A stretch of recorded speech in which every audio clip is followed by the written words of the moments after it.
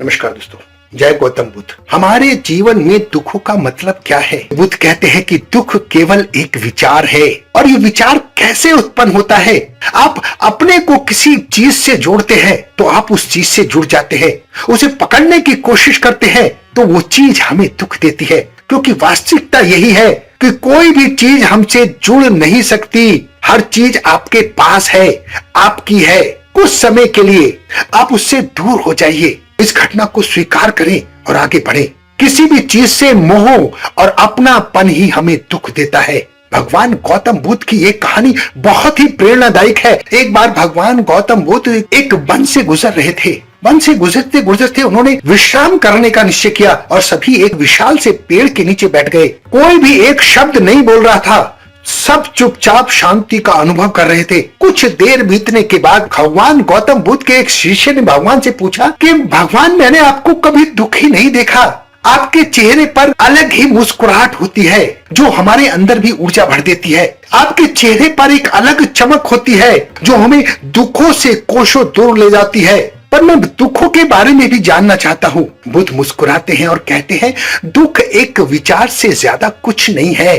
सभी शिष्य सुनकर चौंक पड़ते हैं। तब बुद्ध आगे कहते हैं, विचार ही है और विचार आते जाते रहते हैं, पर दुख एक बार आ जाता है तो जाने का नाम नहीं लेता। मैं तुम्हें एक छोटी सी घटना बताता हूँ। एक नगर में एक धनी सेठ रहता था। उसके पास एक वफादार नौकर था। सेठ अपने नौकर पर बहुत विश्वास करता था। सेठ किसी भी बात पर नौकर पर शक नहीं करता था। वास्तव में उसका नौकर बहुत ईमानदार था। जब भी सेठ कहीं काम से बाहर जाता तो वो एक कीमती सामान लेकर आता था और उस कीमती सामान को अपने कमरे में सजा कर रखता था और अपने नौकर से कह देता था कि तुम्हें इसका खास तौर पर ध्यान रखना है। नौकर कहता था, ठीक है मालिक, रखूंगा, आप चिंता न करें।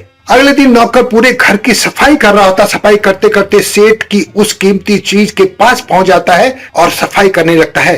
सफाई करते वक्त उस कीमती चीज की भी नौकर सफाई कर रहा होता है तो वो उसके हाथ से फिसल जाती है और नीचे गिर जाती है। सेठ को पता चलता है तो दौड़ा दौड़ा नौकर के पास आता है, उसे खूब डांटता है, धमकाता है और उस कीमती चीज के बारे में सोच सोच कर दुखी हो जाता है।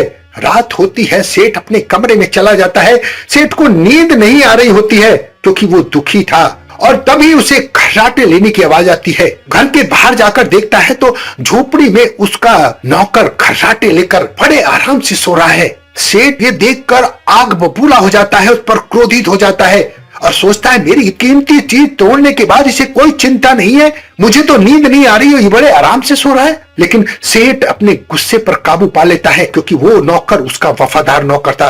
अगले दिन उस सेठ उस नौकर से कहता है कि मैं बहुत दुखी हो रहा हूँ, तुमने वो कीमती चीज तोड़ दी है।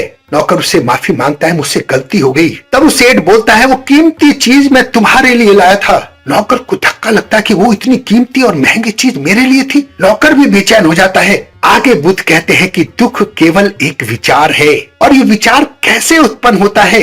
आप अपने को किसी चीज से जोड़ते हैं तो आप उस चीज से जुड़ जाते हैं। उसे पकड़ने की कोशिश करते हैं तो वो चीज हमें दुख देती है, क्योंकि वास्तविकता यही है कि कोई भी चीज हमसे जुड़ नहीं सकती। हर चीज आपके पास है, आपकी है। कुछ समय के लिए आप उससे दूर हो जाइए, इस घटना को स्वीकार करें और आगे बढ़ें। किसी भी चीज से मोह और अपनापन ही हमें दुख देता है। भगवान गौतम बुद्ध की ये कहानी बहुत ही प्रेरणादायक है। इसे अपने जीवन में उतारने की कोशिश कीजिए। अपना बहुत ध्यान रखें, हंसते रहें, मुस्कुराते रहें, खुश रहें। धन्यवाद।